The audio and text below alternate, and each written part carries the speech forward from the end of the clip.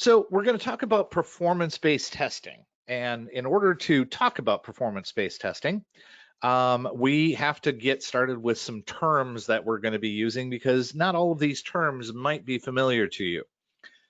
So, and these are terms we're using in our discussion. This isn't going to necessarily be industry-wide. You may not hear all of these terms, but we're going to talk about the concept of low stakes versus high stakes testing. Low stakes testing is typically doing things where you are challenging the student or the attendee or the end user, unsupervised, not proctored.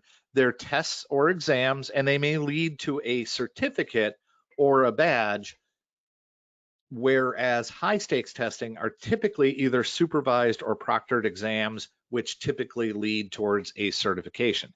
Now, you may be asking, what's the difference between obtaining a certificate for completing a lab or a exam and actually getting a certification for an exam?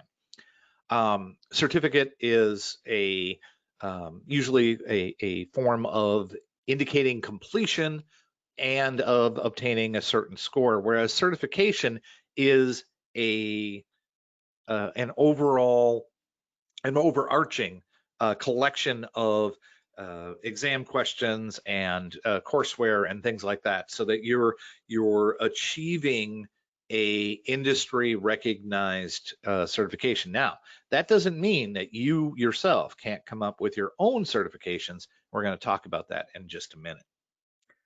Items and item types. Items are ways of assessing skills, and some of the types of items that are out there are multiple choice, fill in the blank, case studies, and scored labs, or what we refer to as activity-based assessments. Now, a combination of all of these is usually required in order to best obtain a clear understanding of a person's skill level with a particular topic. We are going to be talking primarily about multiple choice questions, or MCQs, and fill in the blanks, or FIBs. These item types test knowledge and memory, whereas activity-based assessments, or ABA, are an item type which check our lab environments or exam environments to see if something has been completed. And these are skill-based, all right? So it isn't necessarily about knowledge and memory. It's about taking your knowledge and memory and being able to apply it to whatever it is that you're working on at the time. And one last term is a psychometrician. Now, while it's not very important to have a psychometrician or to know one or to use one, it is important to understand that there is a scientific study of how people learn and prove knowledge.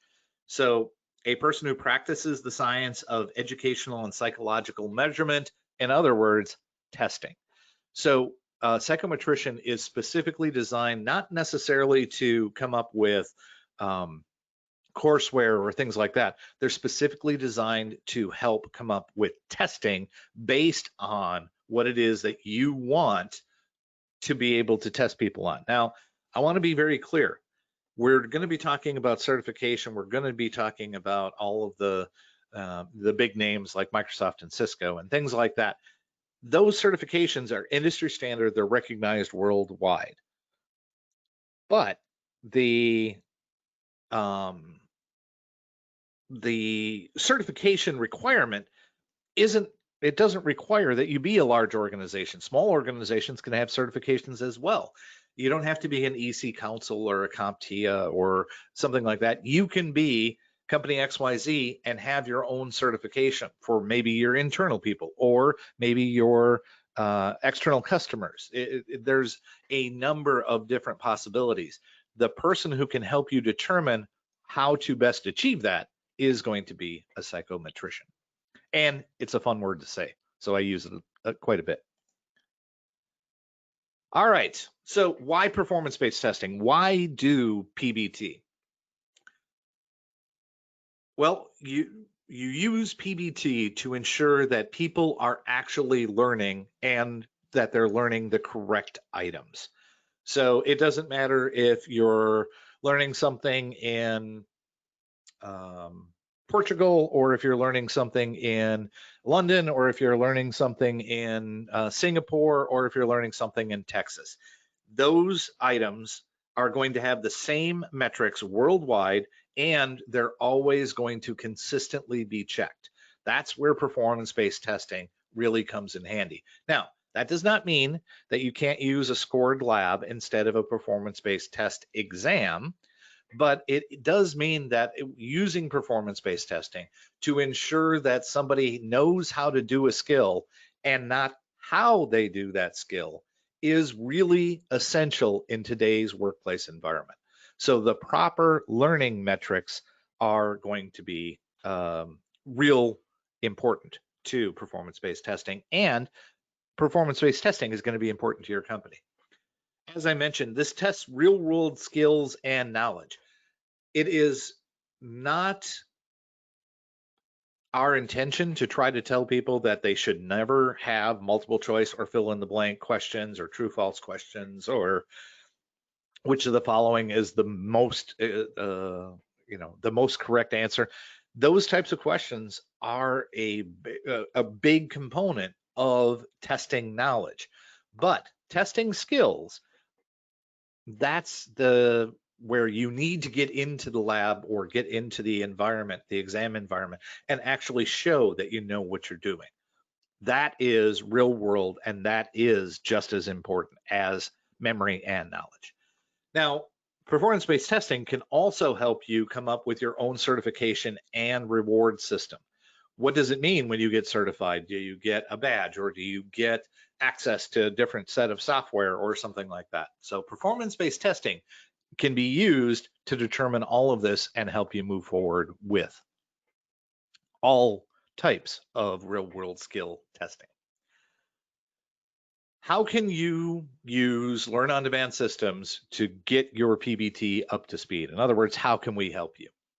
We have a ton of tools to be able to help make exams. And when we talk about exams, we talk about PBT exams almost exclusively, simple and effective for you and your company. We have an entire team designed to help take your exam objectives, if you already have them defined and designed, we can take those and put those in place in our system. We have a professional services team. We work with companies like NetLogon and others to be able to create exam objectives and activities for PBT inside of Learn on Demand systems. We have the actual item types of activity-based assessments, multiple choice questions, and fill-in-blank questions in exams through Lab on Demand. And finally, if you administer your exams through our TMS, we actually have a badging system in place through the OneLearn Training Management System, or TMS. And we can have you automatically, when you get a successful result, get a badge issued. So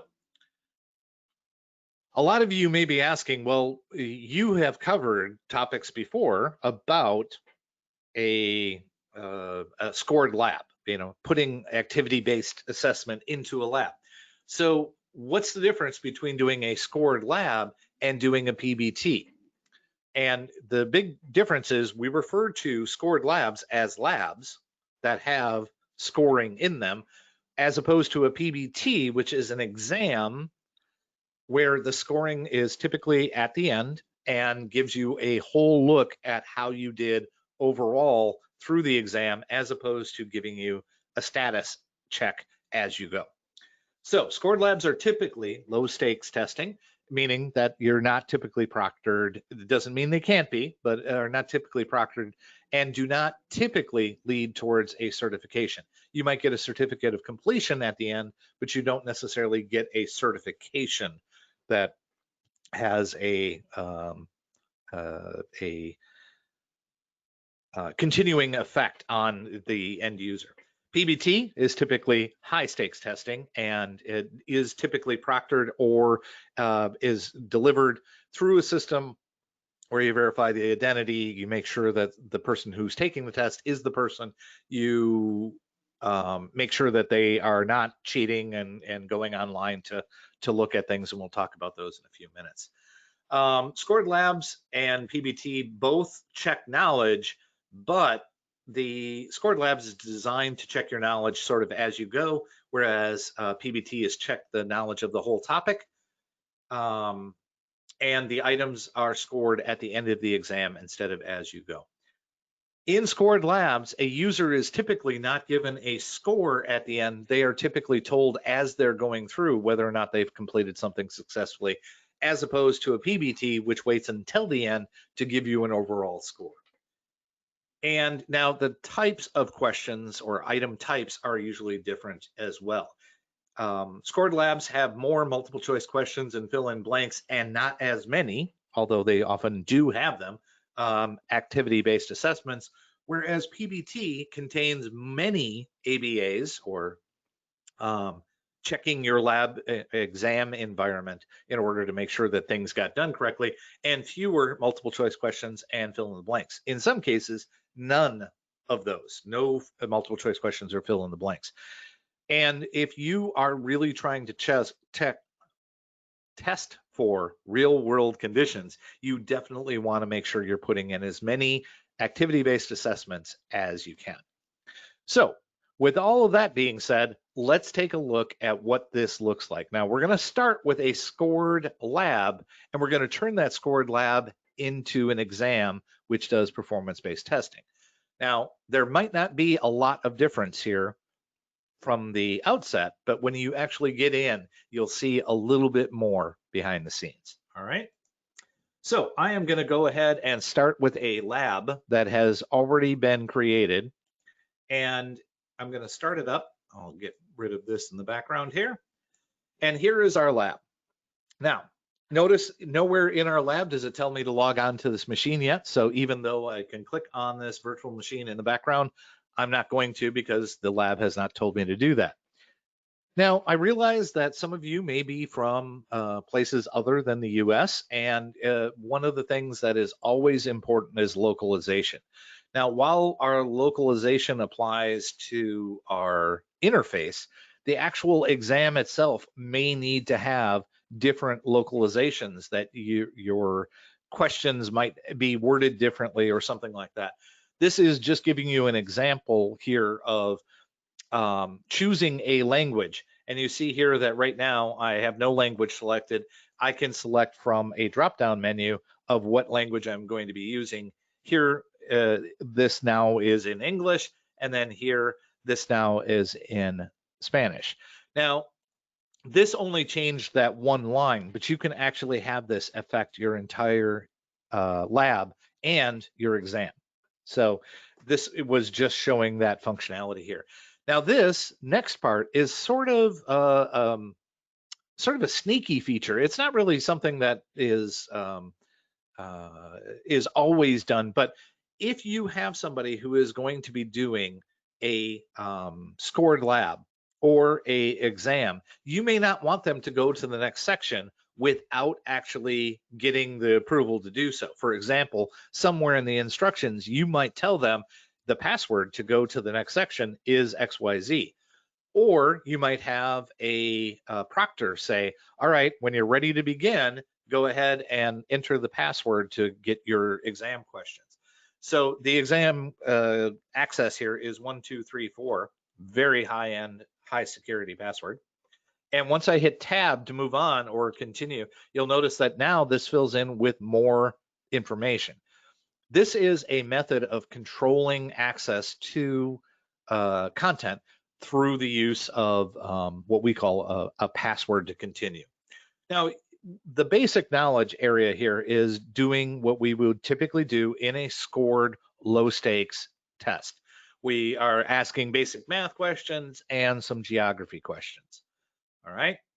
And I click on next. Even though I didn't answer those, it lets me move on and away I go. So now the lab does tell me to actually sign on, and it gives me the username and password, so I can make sure I put that in. And then once my lab does log in, there's a simple question. Now, this is the beginning of where we are starting to reference the virtual machine or the environment, the lab environment in this scored lab. So you see on the left-hand side, we have a number of icons, and it's asking us how many icons appear on the desktop. Well, I'm pretty sure it's 6, so I'm going to go ahead and select 6. Go on next.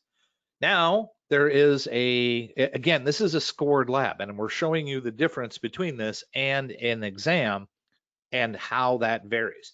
So there's an activity here where they want us to create a lab on the desktop, and we can, or create a file, excuse me, on the desktop.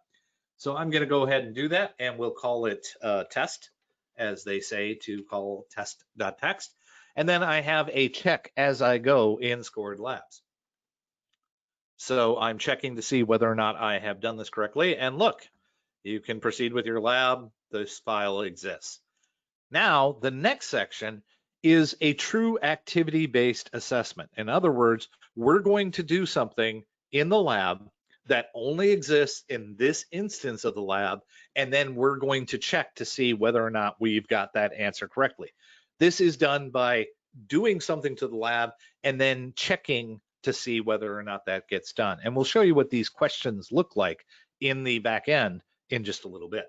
So I'm going to click on here to populate files, and it's going to pick a random number from 1 to 10 and put those number of files on the desktop. So you can see that it put 3 on the desktop.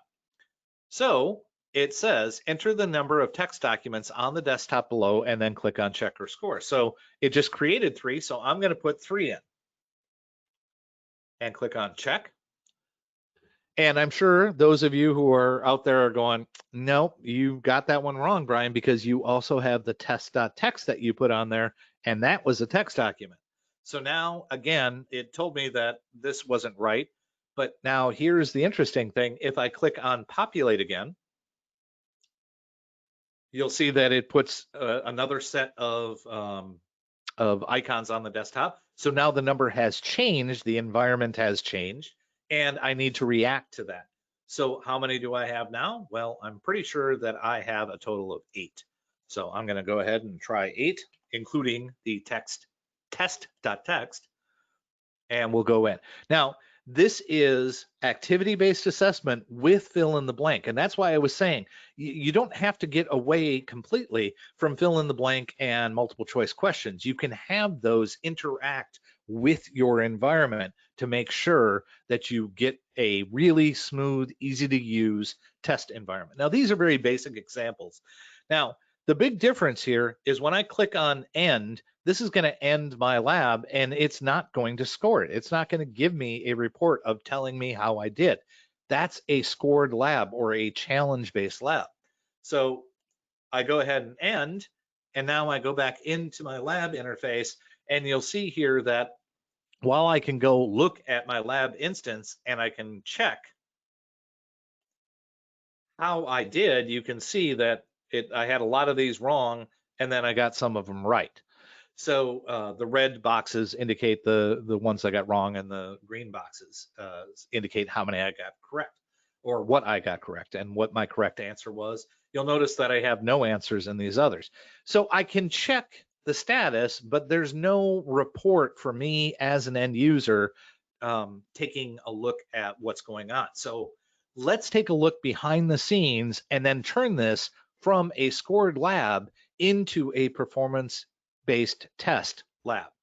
So I'm going to take a look at my instructions here, and you'll see along the right-hand side, this is our IDLX editor or editing environment. And you can see along the left-hand side, we have all of the markdown language, and the right-hand side has a illustration of our a rendering of what our markdown looks like. But you can see that we have our many activities in here. We've got our information about continuing on with your lab.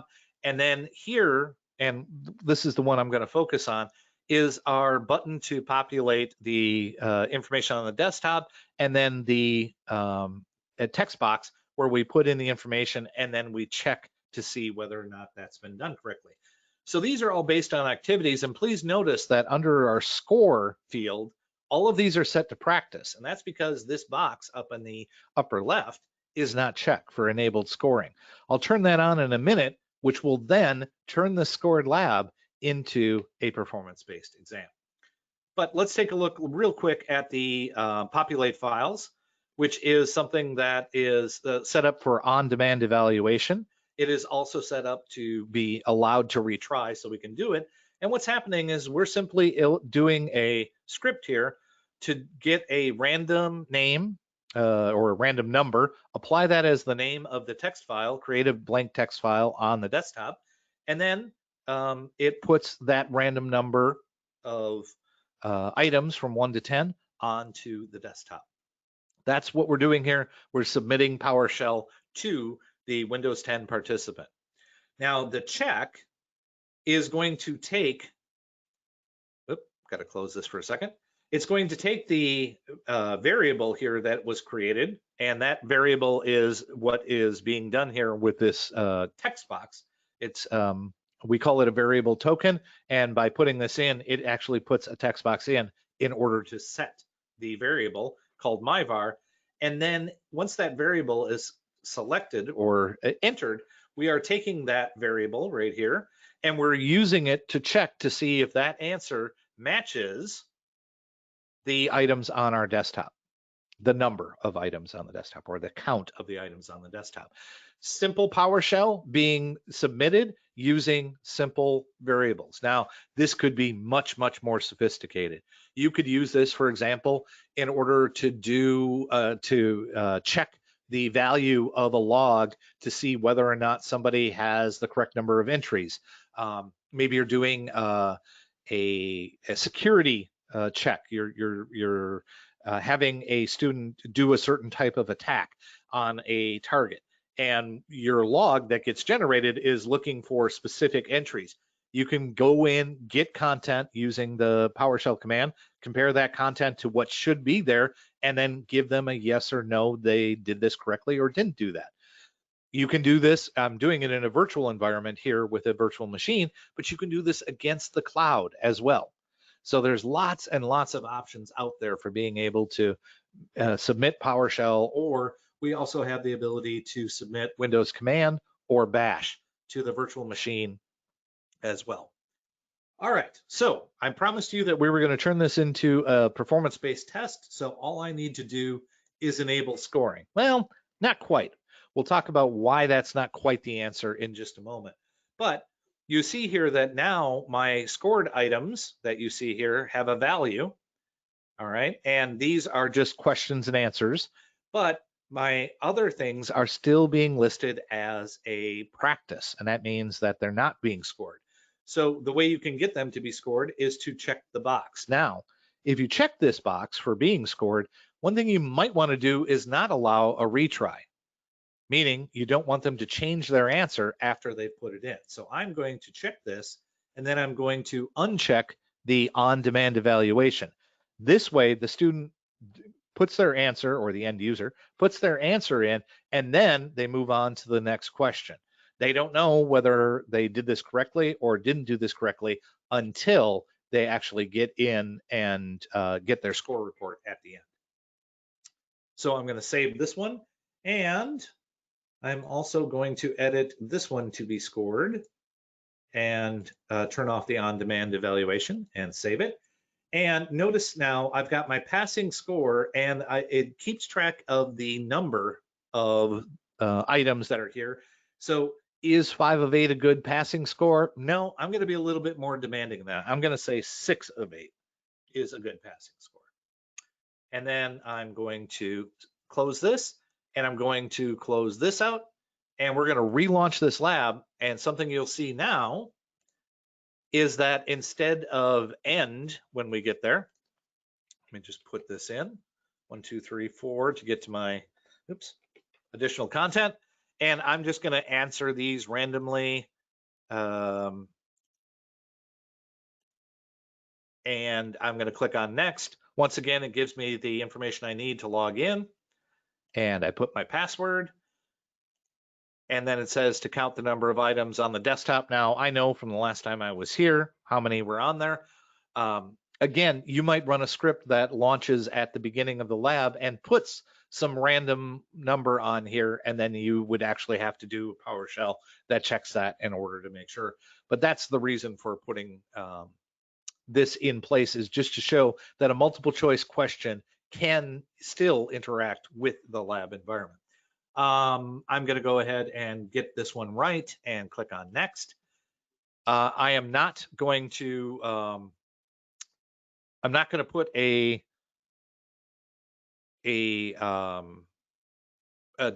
file on the desktop. So I'm kind of skipping this, even though that is a scored thing, just like a student might. They may not do that just because maybe the questions or the suggestion or the scenario wasn't as laid out as it should be.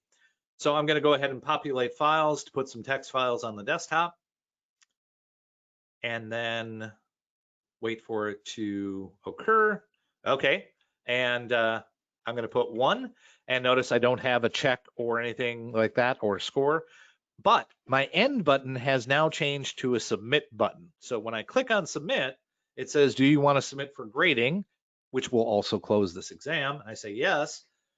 Now it's going to go through, it's going to check my score. I'm crossing my fingers. This is always the longest time. Oh, sad trombone music, I did not pass. But I did get a score. I do get a 4 out of 8, so I know that I got that many correct, that many wrong. There's lots and lots of things about performance-based testing that you have to take into account with your scoring and your report. You have to make sure that the items that are being scored are the correct items. Remember that psychometrician, they're going to be able to tell you whether or not something needs to be weighted, or whether or not something just deserves a single point or requires multiple points. You have to ask yourself, is my lab ready in order to be an exam? Let me give you a case in point here. This lab, every time we launch it, is giving you a lab environment. Sorry, this is starting up, but every time we launch it, it is starting up with a web interface. You may want to control that web interface to prevent users from going out and looking at certain websites that might have all of the answers for them. You can do that very quickly and easily by simply going to the network and using an access control list, which may allow like a single site. Maybe it'll take them to portal.azure.com. That's a bad example because you need to go to a lot of other places in order for the Azure portal to work. But as an example, you would have that be your allowed access control, and then everything else would be denied, so they wouldn't go off and look up the answers for this exam. So let's take my slides and bring those back, and we will cover a couple of other points, and then we'll get to the questions. So here's our slide. There are some additional resources available for you as customers or potential customers. You can learn more about performance-based testing through a LODS.ONE, or as I call it, LODS.1/PBT and scoring. That is all one word. If you go to that page or that site, it will actually give you a list of resources that you can use to find out more about the PBT, lots of blog entries and things like that. We have some additional webinars coming up. The next Did You Know webinar coming up is on Thursday, August 13th, and it will be gathering feedback with surveys and assessments. You can check out this webinar and future webinars and past webinars at LODS1/feature demos. Once again, all one word. And last but not least, this is a premiere notification. So you are the first to get this inside of a webinar. Save the date, September 23rd and 24th of the year 2020. We are having a 2-day customer event, and we're going to have all sorts of presentations, demos, workshops, activities, all sorts of things going on for lab developers, operations managers, and business decision makers all sorts of different tracks and presentations going on. So make sure you save the date, and we will send you more information about that very, very soon. Last but not least, I want to thank you for your time and attendance today. And if you have any questions, don't forget, go ahead and type them into the questions area in GoToWebinar.